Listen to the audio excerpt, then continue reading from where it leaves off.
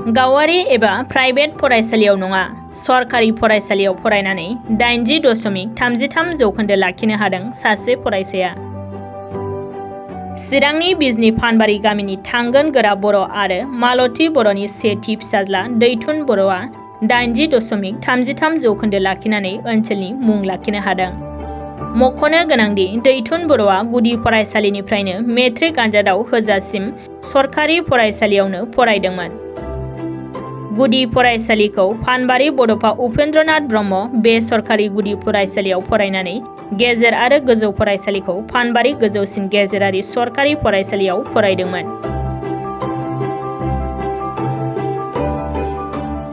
दैथुन बर'आ बर' एमाइलाव 87, सानखान्थि आयदायाव 73, इंराजियाव 84, बिगियानाव 68, समाज बिगियानाव 83 आरो IT आयदायाव 87 नाम्बार लानानै फरायसालिजों लोगोसे गामि ओनसोलनि गोग्गानाय लाबोनो हादों। मख'नो गोनांदि दैथुन बर'आ फरायनायावल' नङा नखरनि हाबा हुखाफोरावबो रोंखा राखा सासे फरायसा।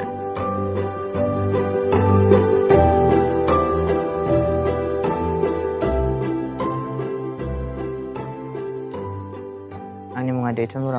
आं फानबारि स्कुलनिफ्राय देग्लायनि मेट्रिक आनजादाव आङो 80.3 जौखोन्दो लानानै उथ्रिसारनो हादों।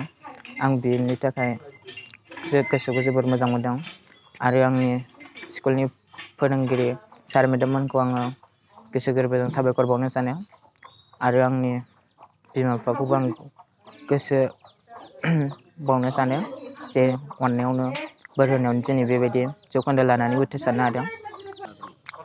आङोहाय बड'आव मोनदों, बड' IT ओमफ्राय ससियेल साइन्स इंलिसाव मोननाय जादों। आं सानदोंमोन 90% जौखोन्दो लानानै उथ्रिसारनो सासे गिदिर अफिसार जानो सानदों।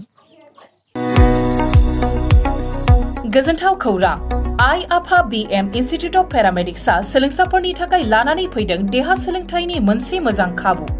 2023-2024 सोलोंथाइ बोसोरनि थाखाय आइ आफा BM इन्स्टिट्युट अफ पेरामेडिक्सआव सोलोंसाफोरनि मुं थिसननाया सोलिगासिनो। क'क्राझार सोहोरनि JD र'ड गोजोनपुरी गांजेमा बाजारनि उल्था फारसे साखाथियाव थानाय आइ आफा BM इन्स्टिट्युट अफ पेरामेडिक्स सोलोंथाइ फसंथानाव सोलोंथाइ लानायनि गेजेरजों सोलोंसाफोरा साख्रि मोननायनि खाबुखौ खालामनानै लानो हागोन। भारत सेवक समाजजों गनायथि जानाय बे फसंथानाव 2 बोसोर समनि थाखाय medical laboratory technology BSS diploma, assistant nursing, first aid patient care, dialysis technician, OT technician, physiotherapy डिप्लोमाजों लोगोसे 3 बोसोर समनि थाखाय ICU टेक्निशियन, रेडियोलॉजी टेक्निशियन डिप्लोमाखौ लानो हागोन। बेफोर डिप्लोमाखौ आबुङै सोलोंथाइ लानायनि गेजेरजों सोलोंसाफोरा गोरलै राहाजों साख्रि लानायनि खाबु मोनगोन। गोसो गुदुं सोलोंसाफोरा रोखायै मिथिनो थाखाय 9821663110, 6002559220 मबाइल नाम्बाराव फोनांजाब खालामनो हागोन, नङाब्ला क'क्राझार सोहोरनि universal dental and health care सेन्टाराव फैनानै थोंजोङै खौरां लाफैनो हागोन।